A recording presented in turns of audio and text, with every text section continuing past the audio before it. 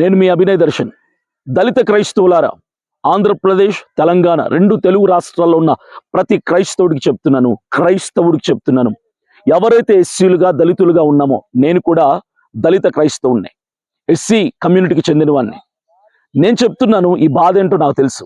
ఈరోజు కులానికి మతానికి ముడిపెట్టి ఎస్సీలు దళితులు క్రైస్తవ్యాన్ని స్వీకరించకుండా చేయాలని, ఎస్సీలు దళితులు నచ్చినా నచ్చకపోయినా హిందూ మతంలోనే ఉండాలని కుట్రపూరితమైనటువంటి ప్రణాళిక చేస్తూ సుప్రీంకోర్టు ద్వారా ఒక తీర్పు తెచ్చింది.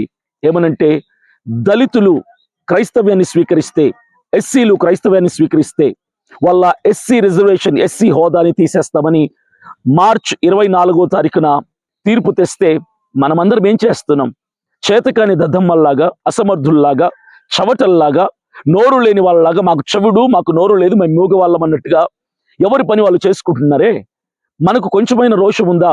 నేను మిమ్మల్ని రెచ్చగొట్టడం లేదు, తిరగబడి మాట్లాడమని ప్రభుత్వం మీద చెప్పటం లేదు. ఈ దేశంలో మతతత్వ పార్టీ ఏదైనా ఉందంటే మనందరికీ తెలుసు, అది బీజేపీ మాత్రమే. బీజేపీ ఈరోజు పన్నుతున్న కుట్ర ఏంటంటే, ఈ దేశంలో క్రైస్తవుడు అనే వాళ్ళు లేకుండా చేయాలని, ప్రార్థనా మందిరాలు లేకుండా చేయాలని, అనుమతి లేని ప్రార్థనా మందిరాలు కూల్చేయాలని, రకరకాల కారణాలతో ప్రార్థనా మందిరాల మీద, క్రైస్తవుల మీద, దళితుల మీద, దళిత క్రైస్తవుల మీద కుట్రలు పన్నుతున్నారు. ఇప్పటికే భారతదేశంలో 12 రాష్ట్రాల్లో మత మార్పిడి నిరోధక చట్టం వచ్చేసింది. మత మార్పిడి నిరోధక చట్టం అంటే మీకు తెలుసా?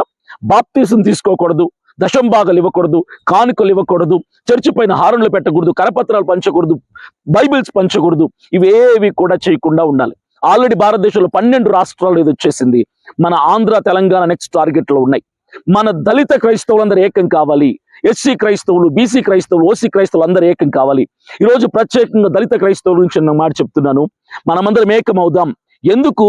ఎస్సీ వాడు క్రైస్తవాన్ని స్వీకరిస్తే, మతాన్ని స్వీకరిస్తే, నచ్చిన మతంలోకి వెళ్తే ఎందుకు ఎస్సీ రిజర్వేషన్లు పోతాయి? ఆర్టికల్ 25 ఇచ్చినటువంటి మత స్వేచ్ఛ హక్కు దళితులకి వర్తించదా? ప్రతి దళితుడివి, నువ్వు దళితుడు అయితే, నువ్వు ఎస్సీ వర్గానికి చెందినవాడు అయితే స్పందించు. నీకు చలనం ఏమైనా ఉంటే, నీకు రోషం ఉంటే నువ్వు స్పందించు.